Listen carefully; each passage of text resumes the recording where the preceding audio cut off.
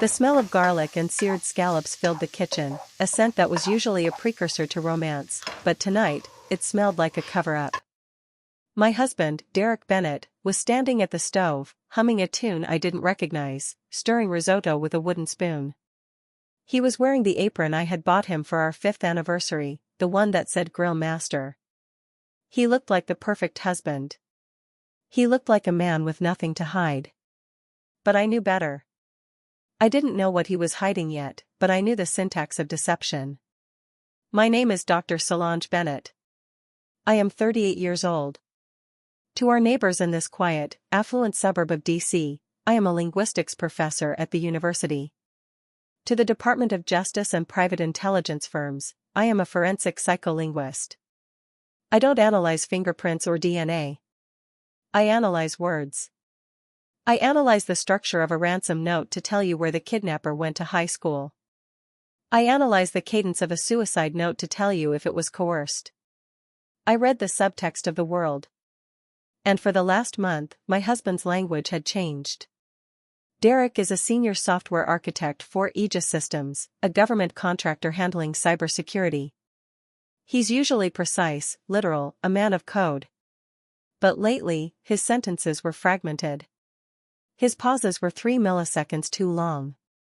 He used passive voice when describing his day, mistakes were made instead of I made a mistake. It is the linguistic structure of dissociation. Of guilt. Dinner's almost ready, baby, Derek said, flashing a smile that didn't quite reach his eyes.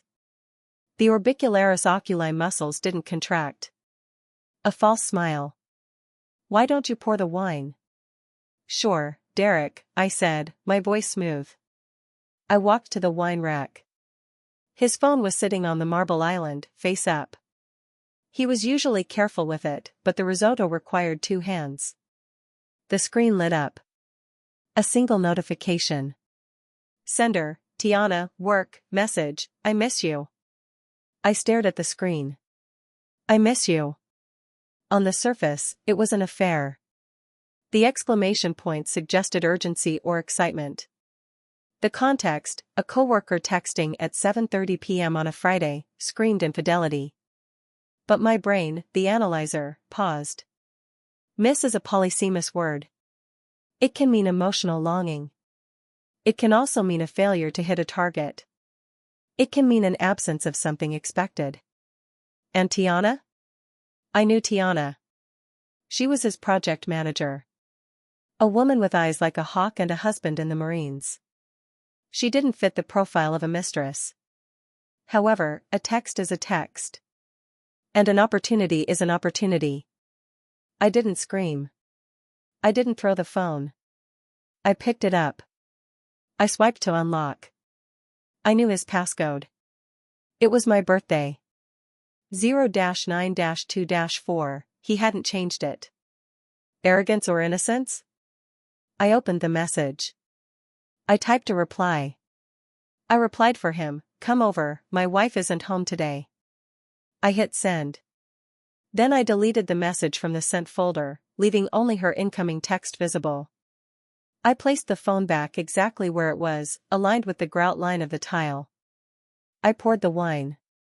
Here you go, darling, I said, handing him a glass.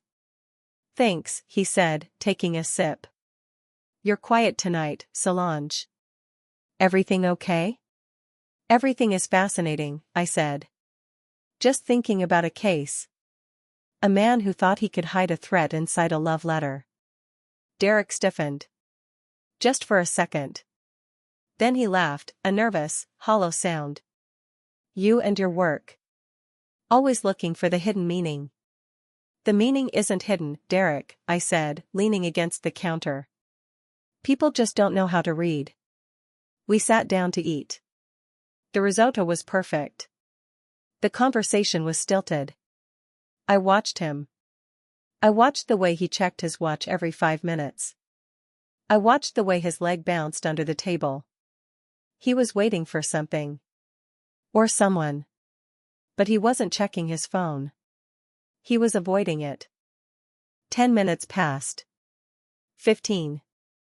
Then, the doorbell rang. It was a sharp, jarring sound in the quiet house. Derek dropped his fork. It clattered against the china plate. Who is that?" he asked, his voice jumping an octave. "I don't know," I said, taking a calm sip of Pinot Grigio. "Expecting someone?" "No. No one. It's probably a package. Amazon. At 8 p.m. on a Friday?" I asked. "I'll get it," he said, standing up too quickly. His chair scraped violently against the floor. "You stay here." He walked to the hallway. I followed him, silent as a ghost in my socks. He approached the door. He looked through the peephole. My husband's face froze. It wasn't just shock. It was the color draining from his skin. It was the blood rushing out of his head. He looked like he was seeing a ghost. Or a grim reaper. He didn't open the door. He backed away. "Derek?" I asked, stepping into the light of the hallway. "Who is it?" He spun around, eyes wide, terror etched into every line of his face. "Solange, go upstairs. Go to the bedroom. Lock the door." "Why?" "Just do it," he hissed. "Open the door, Derek," I said calmly. "No. You don't understand. Open it." I reached past him. I unlocked the deadbolt. I threw the door open. Standing on our porch was Tiana. But she wasn't dressed for a romantic tryst. She was wearing a dark trench coat, her hair pulled back tight. She was clutching a heavy, black Pelican case, the kind used for secure equipment. She looked terrified. She was sweating, looking over her shoulder at the street. She saw me. She froze. "Solange," she gasped. Then she looked at Derek. "You said, the text, you said she wasn't home." "I didn't send that." Derek shouted. "I did," I said, leaning against the doorframe. I looked at Tiana. I looked at the heavy case. I looked at the fear in her eyes. And then I looked past her, to the street. There was a black sedan parked 3 houses down. Engine running. Lights off. Surveillance. "Come in, Tiana," I said, stepping aside. "Whatever you're holding looks heavy." "I can't," Tiana whispered, looking at the sedan down the street. "We're burned. Derek, we're burned." "They know." "Who knows?" I asked. "The buyers," Tiana said, her voice trembling. I missed the drop. That's why I texted "I miss you." It was the abort code. "I miss you" means the drop was missed. Abort. The hidden secret suspense clicked into place. It wasn't an affair. I miss you. I missed. It was code. My husband wasn't cheating on me with a coworker. He and his coworker were engaged in something far more dangerous. They were trafficking data. And by inviting her over, by breaking the code, I hadn't just caught them in a lie. I had just invited the people they were running from to our front door. "Get inside." Derek lunged, pulling Tiana into the foyer and slamming the door. He locked it. He engaged the security bolt. "You idiot," he screamed at me, his face inches from mine. "You think this is a game? You think this is about sex?" He pointed at the black case Tiana was clutching. "Do you know what's in there?" "No," I said, my voice dropping to a clinical, analytical register. "But judging by the lead lining on that case and the fact that you work for Aegis Systems, I'd say it's a prototype. Or a master key. Something classified." Derek stared at me. "You have no idea what you've done. You just signaled the extraction team that the location is clear. But it's not the company's team out there, Solange. It's the buyers." "And who are the buyers?" I asked. "I don't know their names," Tiana whispered, sliding down the wall to the floor. "We just call them the erasers. Because when they get the tech, they erase the source." I looked at my husband. I looked at the coworker. I wasn't just a wife who had intercepted a text. I was a forensic psycholinguist who had just accidentally deciphered a death sentence. And now, the erasers were parked outside. Well, I said, smoothing my skirt. It seems we're skipping dinner. I looked at Derek.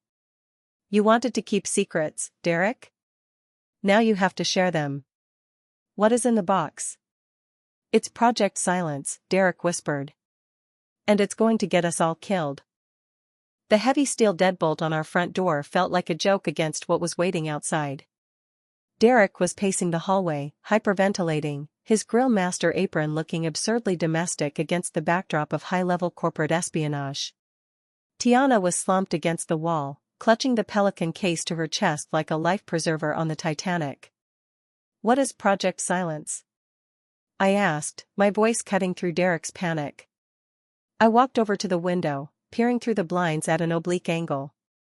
The black sedan hadn't moved, but the interior light was on. A man was on a phone. He wasn't speaking, he was listening. It's a key, Derek whispered, wiping sweat from his forehead. It's a quantum decryption drive.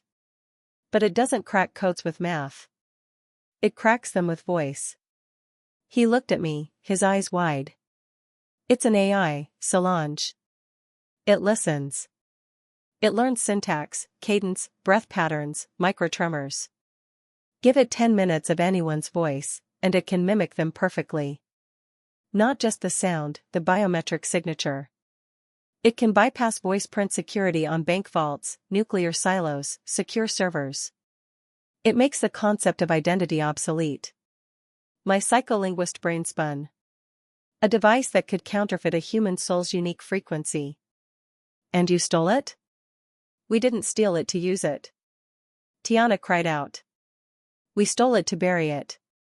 The company, Aegis, they were going to sell it to a foreign intelligence agency. We were trying to be whistleblowers. Liar, I said calmly. Tiana flinched. Your syntax, I explained, turning from the window. You used the phrase, we stole it to bury it, but your stress pattern was on the word steal. You're justifying. And earlier, you used the code I miss you to signal a buyer, not a journalist. You aren't whistleblowers. You're auctioneers. Derek looked at the floor. They offered us 20 million, Solange. 10 each. We were going to disappear. I was going to take you to Bali. I was doing this for us. You were doing this for a payday, I corrected. And you underestimated the market. The house phone rang. It wasn't a cell phone. It was the landline, a line we almost never used. The ringing sound echoed through the silent house like a scream. Derek reached for it. Don't, I commanded. It might be them. It is them, I said. And if you answer, they'll hear the fear in your voice. They'll know we're unorganized. They'll breach within 60 seconds. I walked to the phone. I picked it up. I didn't say hello. I didn't ask who it was. I simply breathed, a steady, rhythmic, controlled breath, waiting for them to speak first. Silence is a power move. It forces the other party to fill the void. Mrs. Bennet, a voice said. Smooth. Baritone. Educated. No accent, but a very specific enunciation of consonants. Mid-Atlantic region. Ivy League education. Military background masked by corporate training. Speaking, I said. My name is Mr. Bishop, the voice said. I believe your husband has something that belongs to my employer. We would like to retrieve it. Without a scene. The neighborhood is quiet, Mr. Bishop, I said, analyzing his lexical density. He was using minimizing language, retrieve, scene, to downplay the violence he was prepared to inflict. I'd prefer to keep it that way. But a breach team usually makes a lot of noise. There was a pause. He was surprised I knew about the team. We can be very quiet, Solange. Can I call you Solange? I've read your dissertation on the linguistics of coercion. Fascinating work. You argued that threats are most effective when they are implied, not stated. He had researched me. That meant this wasn't a random hit. This was a targeted operation. Flattery is a poor negotiation tactic, Mr. Bishop, I said. What are your terms? Open the door. Give us the case. We leave. Your husband and Ms. Tiana come with us for a debriefing. You stay here, unharmed. Liar, I said again. Excuse me? You used the word debriefing. In private military contractor dialect, that is a euphemism for interrogation followed by disposal. And you said I would be unharmed, but you didn't say I would survive. You intend to kill everyone in this house to close the loop. Derek whimpered in the hallway. You are clever, Bishop said, his tone hardening. But you are a professor. I am a professional. You have 5 minutes before we burn the house down with you inside. The gas line is easily accessible from the street. Click. I hung up. What did he say? Derek asked, trembling. He gave us 5 minutes, I said. He's going to cut the gas line and ignite the house. Oh God, Tiana started sobbing. We have to give it to them. If we give it to them, we die, I said. If we stay here, we die. I looked at the Pelican case. Derek, I said. Does it work? The prototype? Yes. It's fully charged. Turn it on. Why? Because, I said, my eyes narrowing, Mr. Bishop made a mistake. He spoke to me. He gave me a sample. I grabbed my laptop from the study. I ran back to the hallway. Open the case, I ordered. Derek fumbled with the latches. The lid popped open. Inside was a sleek, obsidian device with a complex interface of waveform displays. It looked like a radio from the future. Power it up, I said. I need you to input a voice sample. Whose? Mr. Bishop's, I said. I recorded the call. I plugged my phone into the device's auxiliary port. I played the recording of Bishop's threat. The machine whirred. A blue light pulsed. The waveform on the screen spiked, analyzing the timbre, the pitch, the unique vocal fingerprint. Processing. Voice print acquired. Now what? Derek asked. Now, I said, we become the wolf. I knew who Bishop worked for. The Erasers wasn't a gang, it was a nickname for a Black Ops cleanup crew often hired by a specific, shadowy broker known as the Director. Derek had mentioned him in his sleep months ago during a nightmare. The Director knows. The Director sees. I gambled. Derek, do you have the Director's emergency number? I have a number Tiana gave me. For the handoff. But we're not supposed to use it unless the asset is secure. Dial it, I said. Route it through the box. Derek typed the number into the device's keypad. Select voice mimic mode, I instructed. Target, Bishop. Derek pressed the button. The line rang. A voice picked up. Cold. Impatient. Report. I nodded at Derek. He handed me the microphone attached to the box. I took a deep breath. I spoke into the mic. But my voice didn't come out. Mr. Bishop's voice came out. Perfect. Baritone. Ivy League. Director, I said, using Bishop's voice. We have a situation. The asset is secure, but the local police have patrols circling. Too much heat. We are aborting the assault. Aborting? The Director sounded furious. You are authorized to sanitize the site. Negative, I said, channeling Bishop's arrogance. The wife. Solange Bennett. She has a dead man switch. She claims she's uploaded the schematics to the Washington Post. If we breach, she hits send. We need to de-escalate.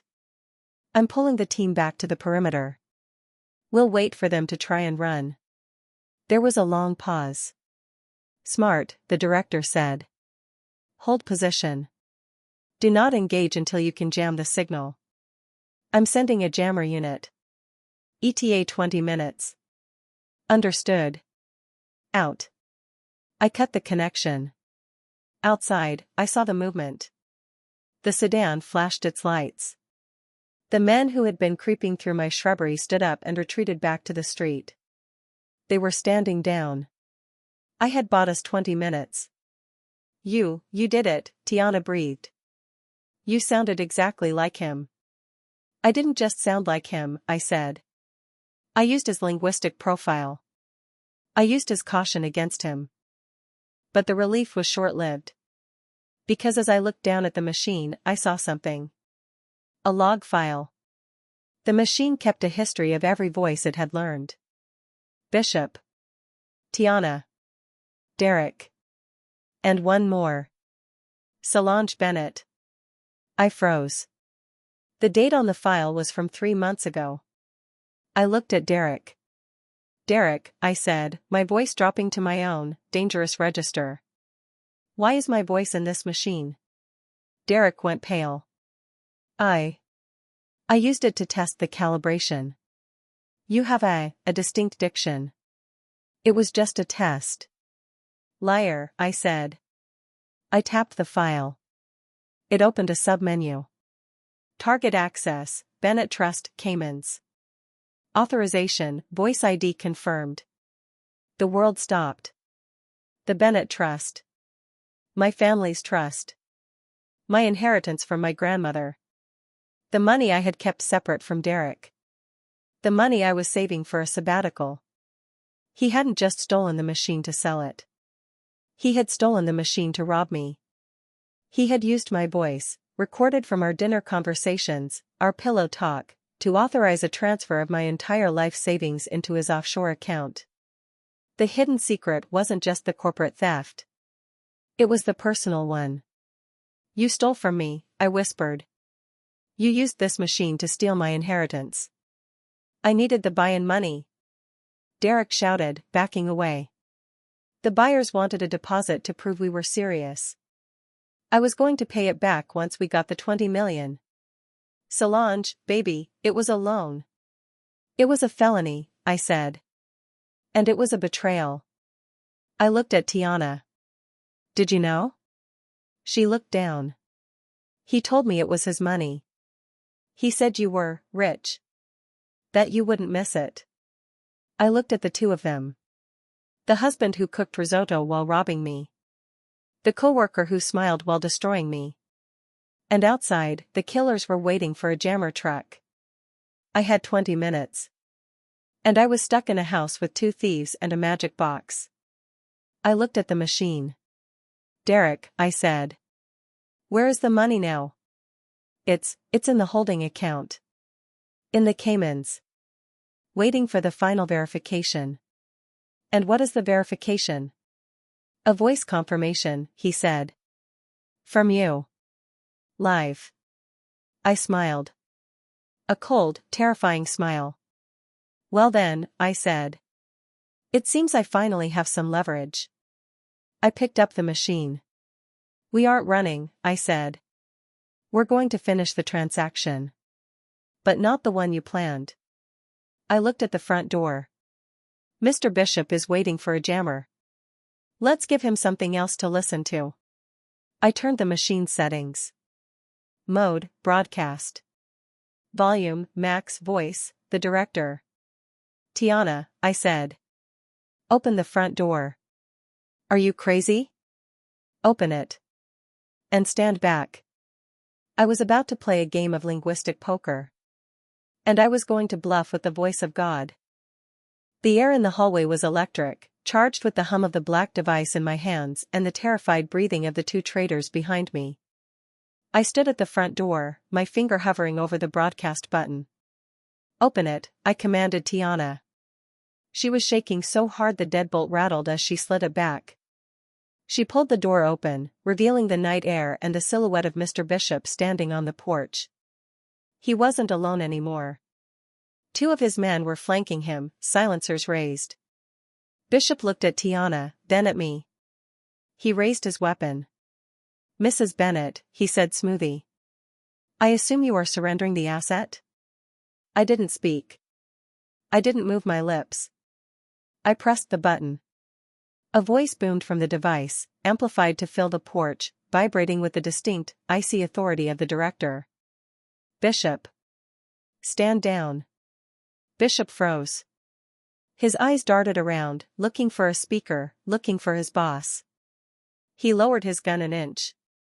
"Director," he whispered into his lapel mic, "Sir, I have visual on the target. We are ready to breach." I adjusted the frequency knob. I hit the button again. I said, "Stand down, Bishop. The situation has changed. The asset is compromised. The local police have tapped the perimeter. If you fire a shot, you burn the entire network." Bishop tapped his earpiece. "Sir, my comms are clear. I don't see any police." I stepped forward into the doorway. I looked Bishop in the eye. I switched the setting on the box. Target voice, Bishop.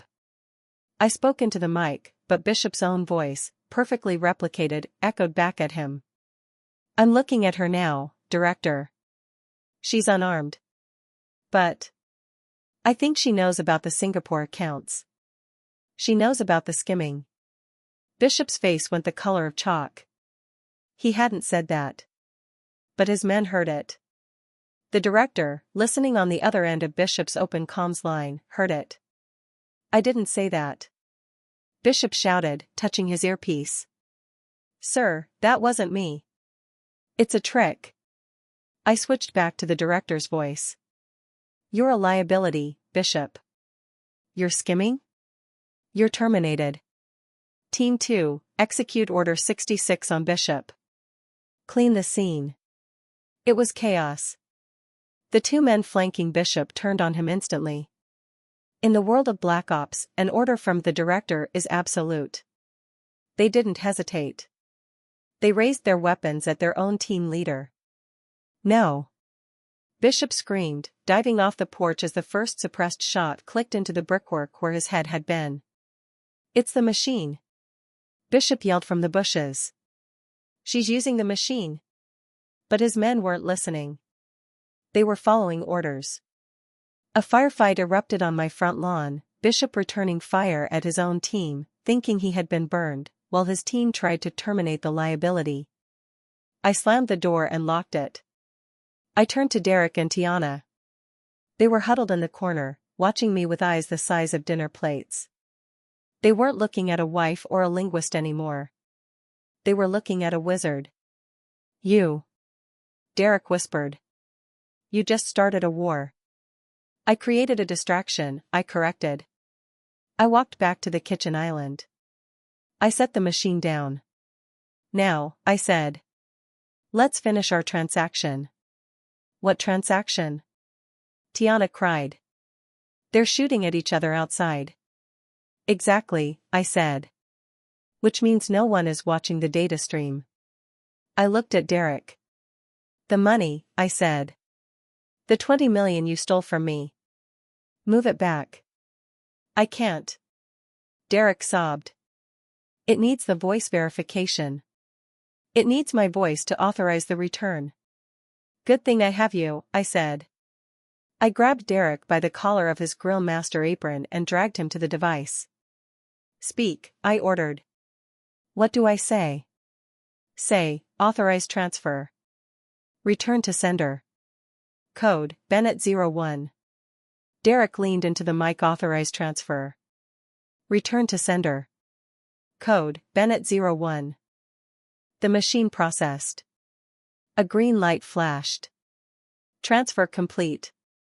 My phone buzzed. A notification from my bank. The funds were back. All of them. Plus, a little extra. I looked at the screen. The balance was higher. "Derek," I asked, "why is there an extra 5 million? He looked at his shoes.